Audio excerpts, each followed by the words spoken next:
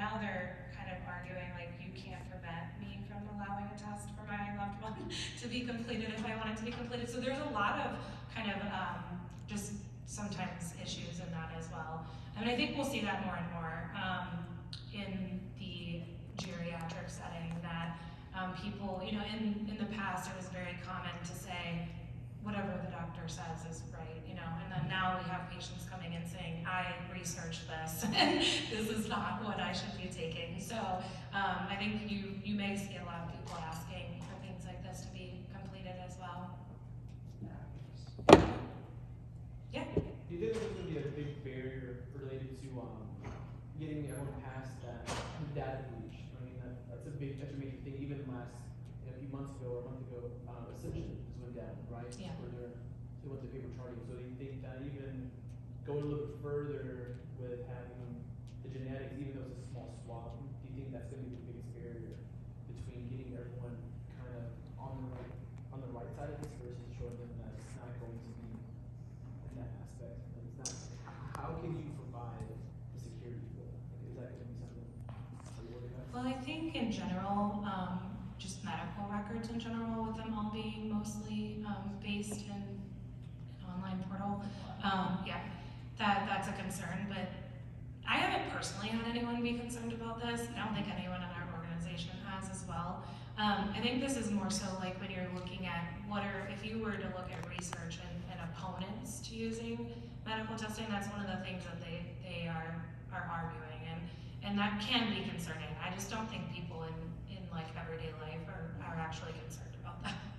That's my opinion though. I had it done for me a while ago, and like if I lost it and someone found it, what are they going to do knowing I shouldn't take a medication that I'm not even prescribed? Yeah. I've never had anybody say anything about that part of it. Mm-hmm. It's more of the not wanting my genetic information out there and not really understanding everything that goes into it. Right.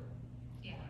And then how do you tailor-make, like you were saying earlier with duloxetine or any of the psych meds, how are you able to determine if you need to taper them off, or if you need to, like you said, you took them off a certain medication, but that wasn't the medication you needed to be off of, and you eventually got them off from one. How do you tailor-make that? How do you taper that off?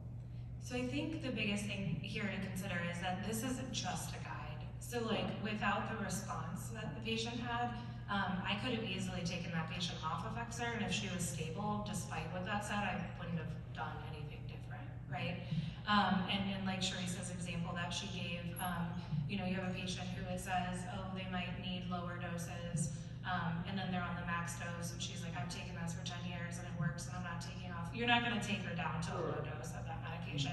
So it's just a guide.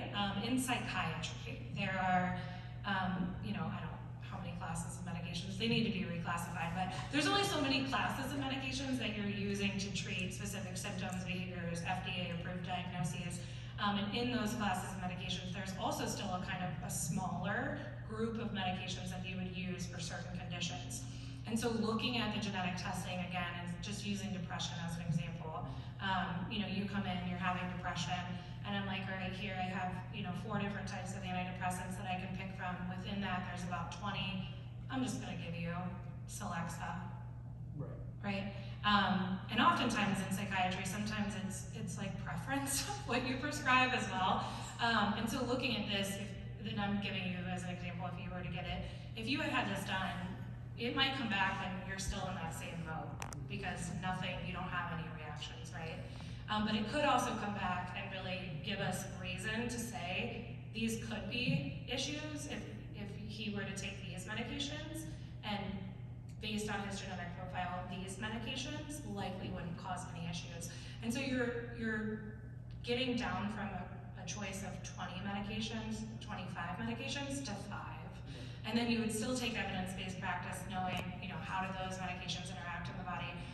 What do they typically improve symptomatic-wise? What are the side effects?